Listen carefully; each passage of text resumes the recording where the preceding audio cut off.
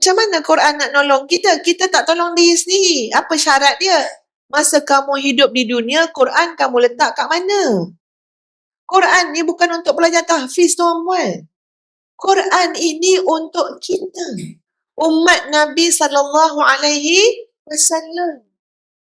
Lanjutan pada hadis Nabi tadi. Al-Quranu musyaffa'un wa mahilu musaddaqun. Dan Al-Quran itu adalah teman yang boleh dipercayai.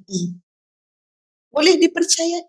Tak pernah bawa ke laut, tuan-puan. Maksud dia takkan bawa kepada yang tak betul. Tapi kalau yang selain Quran, manusia ke, penasihat kita ke, ya, syarikat konsultan ke, siapa-siapalah, itu masih berpotensi tak betul.